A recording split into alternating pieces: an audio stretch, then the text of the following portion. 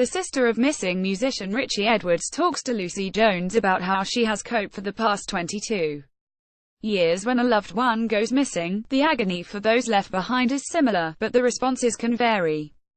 Some families keep a child's bedroom exactly the same, or lay a place at the supper table every night.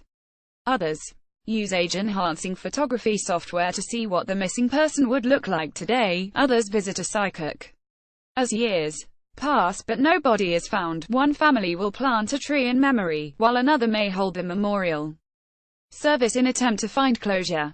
"I'm sure a memorial helps some people, but I wouldn't do it," says Rachel Edwards, the sister of Manic Street Preachers musician Richard James Edwards, known as Richey to music fans, who has been missing for 22 years.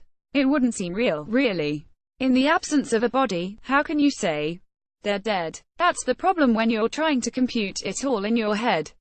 The last time Rachel saw her older brother was in January 1995. It was the day the family buried their dog in Caerphilly, Wales. Richard took out his camera and took photographs of his mother, father and sister. "His mood," says Rachel, "was completely flat."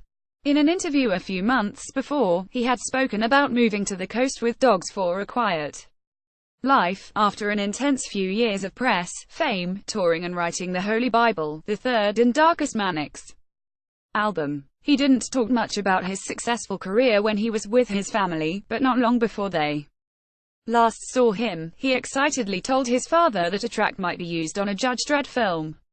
Richey Edwards, who disappeared 22 years ago, credited Wales News Service on February 2. Richard was supposed to fly to the United States with fellow band member James Dean Bradfield for a promotional tour.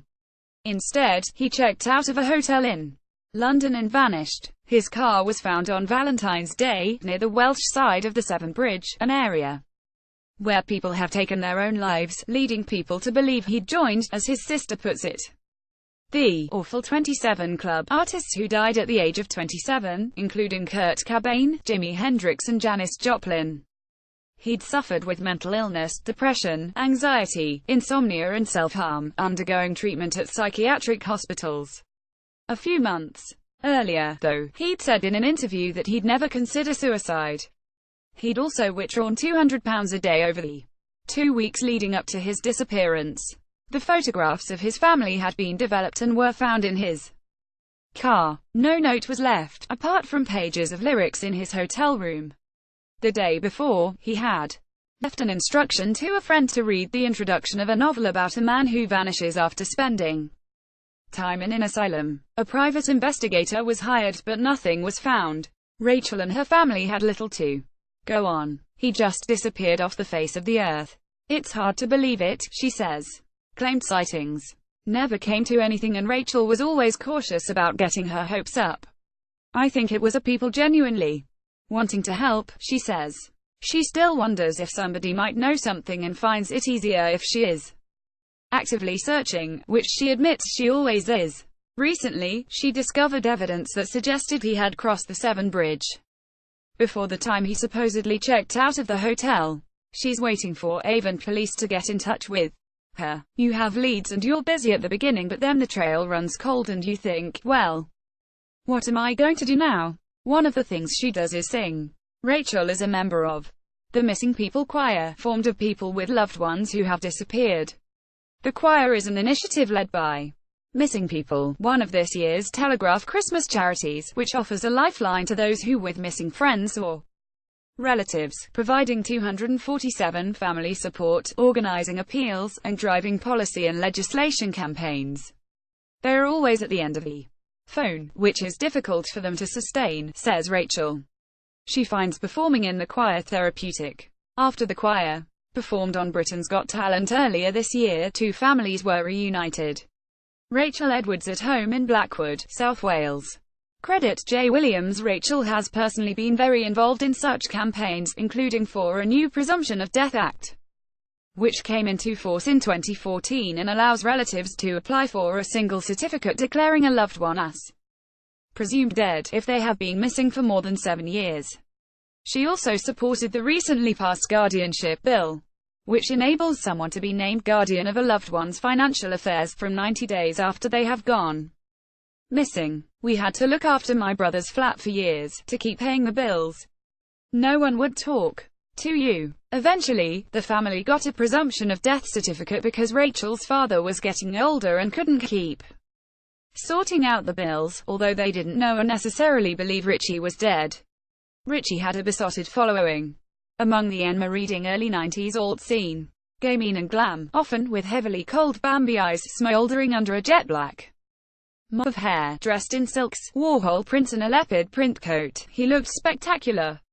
But it was his words that made him a cult figure. In interviews, he talked honestly and openly about his struggles with life, his cynicism, alienation, melancholy and depression. Richey Edwards, pictured shortly before he went missing, credit National Missing Persons Helpline for in his lyrics.